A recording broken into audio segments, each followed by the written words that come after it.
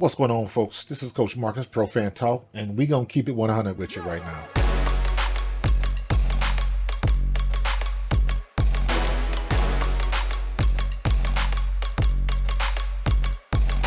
We got some things going on in the world of sports, and after a crazy weekend, there's a couple things that stood out to me. Number one, and I even hate saying this because I hate them Dallas Cowboys, but damn it, that Dallas defense is for real. Micah Parsons and them boys are doing the damn thing. Yes, I hate the Cowboys, me being a Philadelphia Eagle, but I respect the game. And game recognized game. And right now, the Dallas defense has been dominant. Not just winning, they have been dominant. Now, not much you can say about the offense. The offense has not been bad by no stretch of the imagination. They've been efficient. They're only going to get better. But right now, Big D in Dallas stands for defense. Don't get it twisted. The stuff Micah Parsons is doing, that defense has had 10 turnovers in 2 weeks. That is just straight off the charts. They've had 6 picks and 4 forced fumbles in 2 weeks, in 2 games. So their defense, at least right now, is hitting on all cylinders. Now, I've seen that. I've seen a couple of dropped picks, but nothing that should elicit the criticism that Dak was getting last year. Everybody gets into those situations. Jalen Hurts threw a pick last week as a result of just good damn defense. So right now, the way everything is looking, and this is still early, I'm not going to come out with like my official synopsis of my observations of the NFC East in particular until after next week, after week 3. Because y'all know my philosophy. Only after week 3 and sometimes after week 4 can you get a true sense of the type of team you have and what you're looking at going forward. Because by then, everybody's got tape on you. Everybody's had an opportunity to game plan you. So there's no more secrets. There's no more surprises that you can plop out on a team. Obviously, every team is not going to give up their whole playbook in 2 weeks. But at least you get some film and you can see what your opponent does, what they don't do. And you can game plan what you want to game plan and those players and things of that nature. So, but I'm keeping it 100. Right now, the Dallas Cowboys, their defense is that good. The Eagles on paper were that good, but the Eagles right now are getting hit by the injury bug. You guys heard me early in the preseason. You got to stay healthy. You got to stay healthy. You got to stay healthy. It doesn't matter what type of team you have on paper. If your primetime players are not on the field, it doesn't matter. Maybe you'll get lucky and we'll get another Reed Blankenship that shows up out of nowhere that can play. Maybe Eli Ricks will show up and show and prove, and he'll be better than we think he is. So the Eagles are dealing with some situations. Everything that's happened at linebacker, everything that's happened in our secondary. We just lost Avonte Maddox for the year, on top of all of the other guys that we lost in preseason. So the Eagles on paper were a good team, but all of that stuff means nothing. And the same thing applies for the Cowboys. I saw one play last night where Micah Parsons made a sack and then he gets up limping because I saw how he collided with his teammate and the guy kind of rolled his ankle. Things like that happen all the time. And one play, every team is one play away from glory or ruin. It all depends on who gets hurt. Ask the New York Jets. New York Jets defense is for real. And it's a shame because right now they don't have nobody on offense. No, I'll take that back. They don't have the quarterback. Zach Wilson is not ready. Zach Wilson could have been in the perfect situation to sit underneath Aaron Rodgers and just watch and learn. Watch and learn from a master, regardless of what people might think of Aaron Rodgers and him being so aloof and all of the stuff that he was doing. At the end of the day, when A-Rod step on that field, y'all know he's about that business. And Zach Wilson, the Jets were in a perfect situation. Zach Wilson, all you had to do was sit back and watch a master work. Then he gets hurt. Now you stuck in there, and it didn't look real good for you the last game. Didn't really look. You didn't look bad. You looked better, but you still made some bad mistakes. And the only way you can get over that is to keep playing. So, hopefully, I don't even know if Aaron Rodgers is still in New York. Last I saw, he was on Pat McAfee show or whatever, doing that again. So I don't know if he's still in the building, coming to meetings and all of that kind of stuff. If he is, Zach Wilson better be soaking up all he can. All he can. But I'm saying all that to say every team is one play away from glory or ruin, and you never know how it's going to hit you. You never know how it's going to hit you. So the Eagles, we just figured out that, you know what? DeAndre Swift is pretty damn good. Me being a Kenny Gainwell fan, I was blowing his trumpet all in the offseason because, and it's still my opinion, that Kenny Gainwell earned that number one spot without a shadow of a doubt. They didn't use him enough last year. We had every opportunity to throw to a running back, and all those other criticisms we had for Steichen in the offense and what we weren't doing. Gainwell, and he ran good in week one. He got hurt. DeAndre Swift came in, and now there is no misunderstanding whatsoever. DeAndre Swift is that dude. He is running back number one. Point, period, end of paragraph. So all we got to do is get Rashad Penny together. He's the backup. And when Kenny Gainwell comes back, they're going to use him how they feel they should use him. But DeAndre Swift is now our 1A option on offense.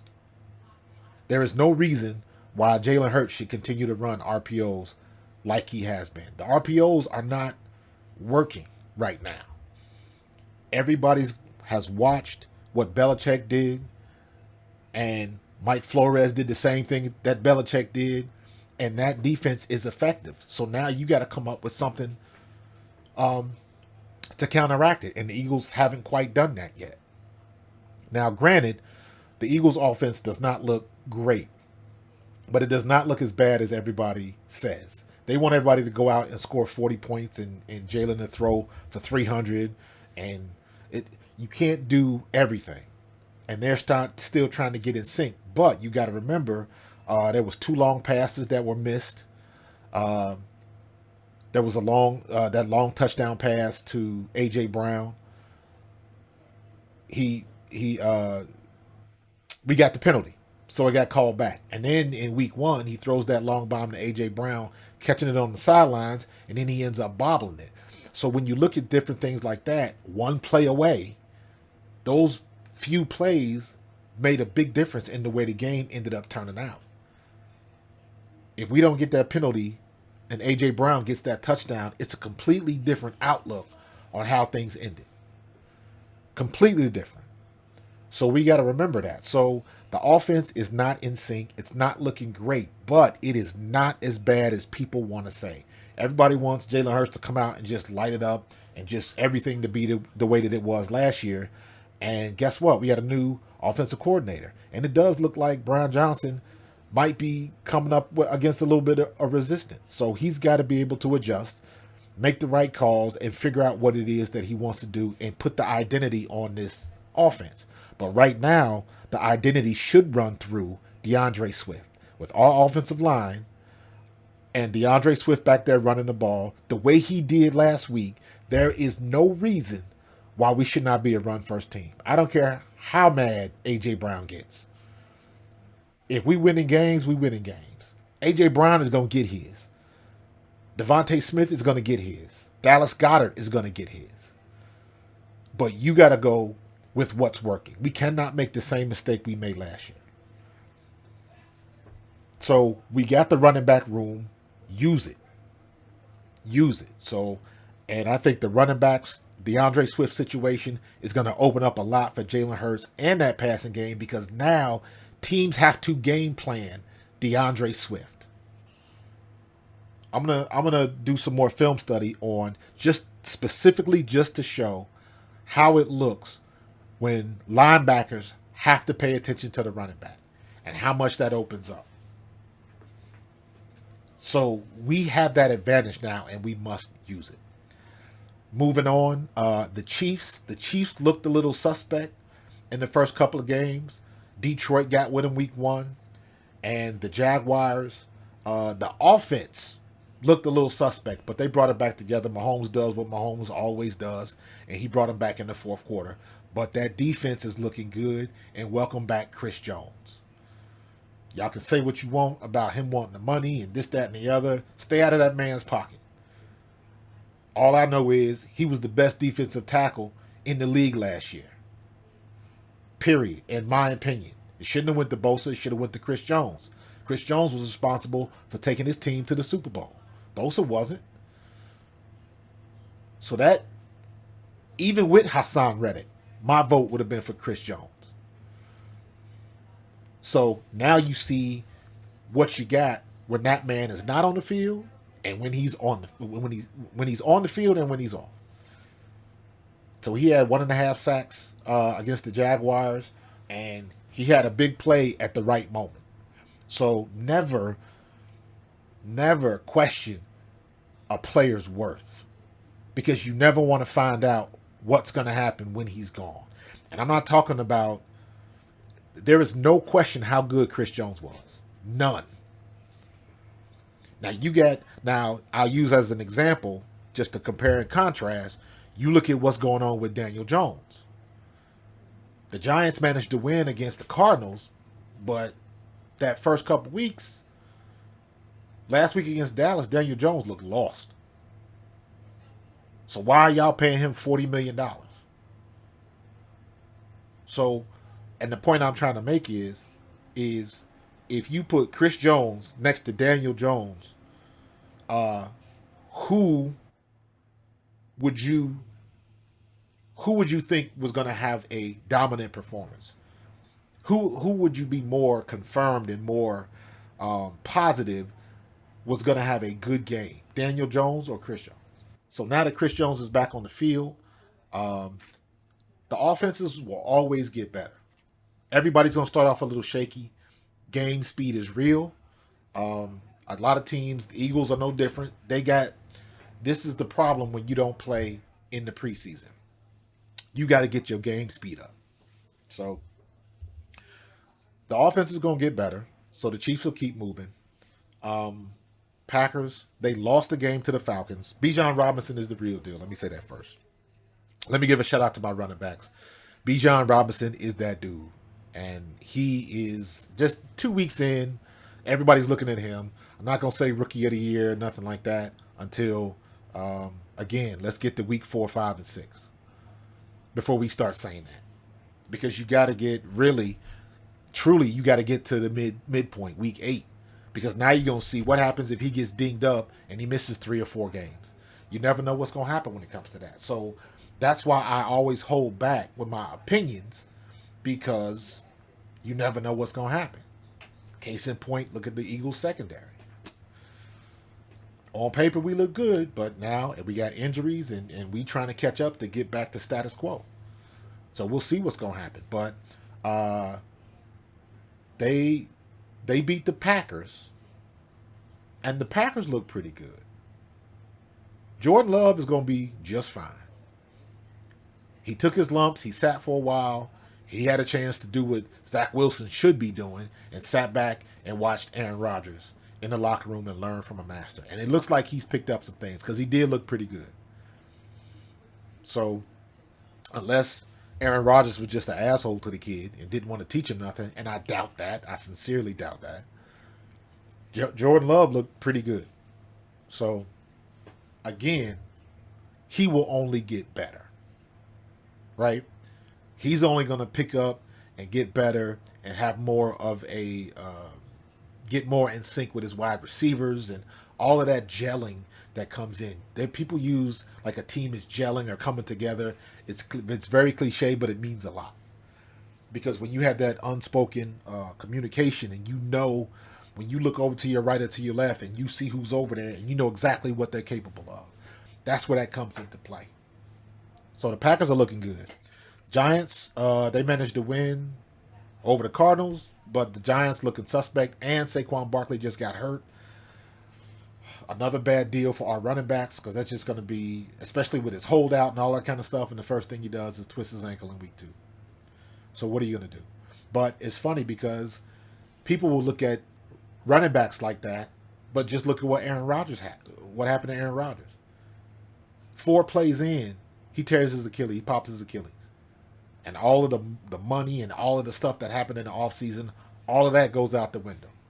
But the value of a quarterback ain't going to go down. Look at Joey Burrow in Cincinnati. Cincinnati's looked god-awful the first 2 games. Burrow is hurt again already. All that money they spent, they just must be snake bitten on their offensive line, because Cincinnati looks like they can't block nobody for that kid. And he's hurt again. His calf is hurt again. So that leads me to believe that he wasn't healed from the first time it happened in camp. So now they got issues. That's a pain in the butt. But anyways, yeah, we're looking good. We got some stuff. 49ers look good. Got to give props to the 49ers. Purdy's looking good, but Purdy's not, again, I put Purdy in the same boat like Dallas. He doesn't have to do anything above and beyond, because the defense is there, and all he got to do is get the ball in the hands of CMC and Debo, and they doing what they do.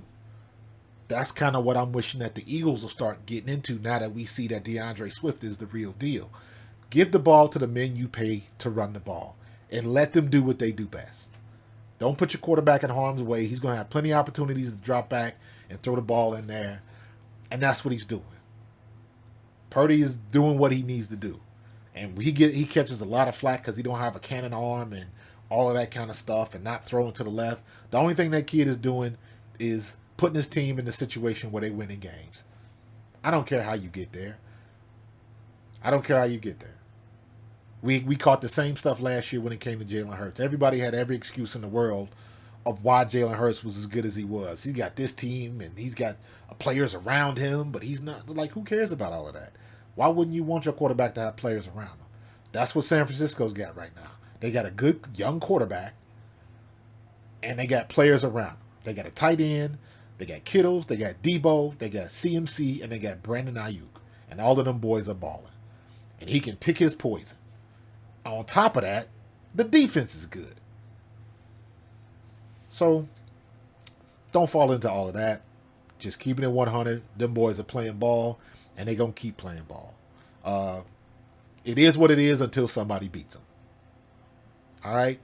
There's a lot more things to go into. Wanted to get into college. Wanted to talk about the Chargers. A lot of stuff going on. Chargers should be frustrated because the Chargers have a good team, and the way they lose games is very, very weird. Because Herbert is a good quarterback, but they just can't find the right way to win games. So we'll see how that goes on. We are still early. We're not even at the 1/4 season for these games. We got 2 more weeks to go.